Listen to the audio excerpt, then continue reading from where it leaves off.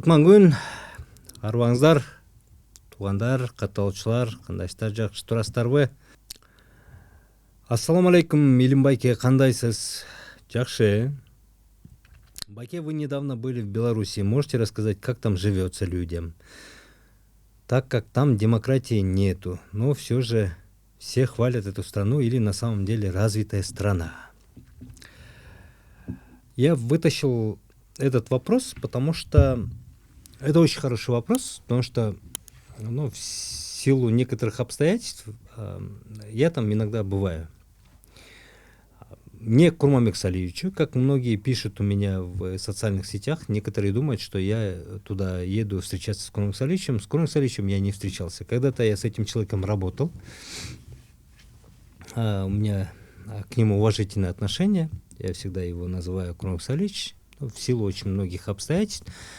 Я это тоже в своей книге отразил, поэтому я на этом вопросе пока не буду останавливаться, но по другим совершенно обстоятельствам. За все это время, вот сколько я бывал в Беларуси, с этим человеком я не встречался. И, соответственно, встречаться специально тоже не ездил. Но каждый раз туда бывая, я удивлялся, восхищался чистотой, тем порядком. В Беларуси живут около 10 миллионов людей. И вот в какой бы город вы ни поехали, там везде чистота. Такая чистота, которую очень сложно встретить где-либо еще. В европейских странах я видел, и то не во всех. В Америке я видел, и то не везде. Намного чище, порядочнее, в смысле порядка, чем наша страна. Это однозначно. Культура выше. Люди вообще очень добродушные, вообще все прекрасно. Да? Вот если ты так ходишь и там смотришь, и тем, которые живут очень спокойно, везде порядок, все чисто, все аккуратно, все работает, и общественный транспорт, и автомобили, и друг другу вежливы, и культура тоже намного выше и развита.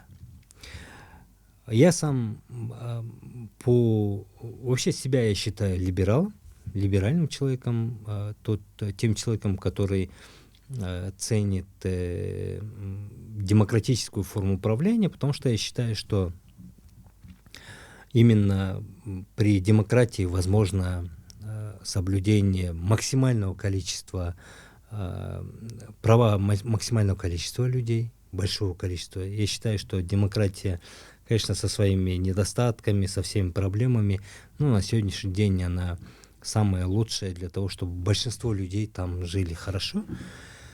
И Белоруссия, по моему мнению, я тоже у меня, потому что долгое время было очень предвзятое отношение к их президенту, к Лукашенко. Предвзятое в том смысле, что человек же практически узурпировал эту власть, он конституцию меняет, он не хочет покидать этот пост, он правит, управляет Белоруссией уже столько лет. Хотя он также приходил на демократических принципах, на 2 срока и так далее. Но он до сих пор продолжает управлять. Но, наверное, Белоруссия один из тех стран, где можно сказать, что это же автократизм, потому что там бессменный президент, его близкие, его родные управляют. Наверное, я бы так сказал бы.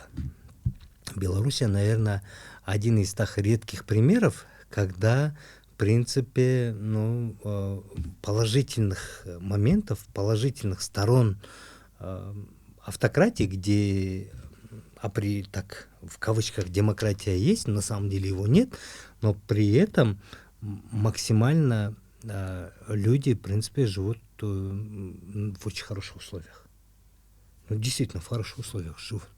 Я считаю, что его уровень развития однозначно намного выше Кыргызстана, и что там люди лучше живут, чем в Кыргызстане. Я вижу сравнительно и так далее. Конечно, являясь либералом, сторонником демократических ценностей, прав и свобод человека, по идее, я должен был бы искать какие-то негативные стороны этого.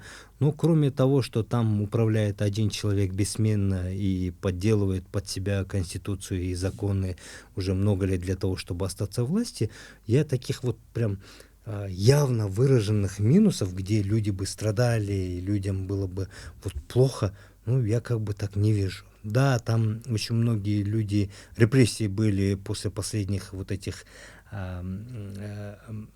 выборов президентских выборов, где там, ну, явно были фальсификации, и всех тех, кто выступал против, и так далее, всех посадили, а некоторых уже там больше года нет известий и так далее. Но я сейчас в целом беру, конечно, эти вещи есть, но я сейчас в целом беру вот Белоруссию, я вижу, что да, я признаю, как человек, либерал и ценящий свободное общество, открытое общество, я признаю в данном случае, что ну, Лукашенко, батька, он смог максимально позитивно выжать из автократической системы управления. Это надо признать. Это надо признать. Но если кто не согласен, вот очень много было, помните, критики было такое, что когда Эдуард Джумакадыров, вот наш человек, который первым поднялся, кыргыз, который первым поднялся на Эверест, он первым вознес флаг Кыргызстана на самую высшую точку планеты. И вот когда он туда шел, белорусский альпинист, который шел Знамя Победы, а он там, Лукашенко, пропагандирует очень сильно вопрос Великой Отечественной войны, он это ценит, и до сих пор там очень много памятников к Великой Отечественной войне, приуроченных и посвященных Великой Отечественной войне, там вообще шикарный музей есть. И один из альпинистов, ну, там двое-трое, что ли, когда они поняли, что они не дойдут, они передали вот этот флаг победы, вот этот, который на Берлине советская армия подняла, вот этот флаг победы. Белорусские альпинисты дали Эдуарду Джумакадырову, он туда его вознес, и президент Белоруссии дал награду Эдуард Джумакадыровича. Эдуард Джумакадырович туда поехал, и когда он принял, помните, у нас такой был очень сильный хейт в отношении вот президента Федерации Кыргызской Республики Эдуарда Джумакадыровича. Хейт, что вот ты взял награду у узурпатора власти, у автократа, у человека, который попирает демократические ценности. Вот. Я считаю, что очень многие люди, которые вот хейтили Эдуарда Джумакадыровича, они очень многие не были в Беларуси и Минске. Вот в Беларуси и Минске совершенно другая ситуация. Вы видели даже в интернете, вот там такая ситуация есть. Вот Россия и Беларусь — это две разные страны. В России только Москва, Санкт-Петербург и некоторые вот эти основные крупные города только развитые.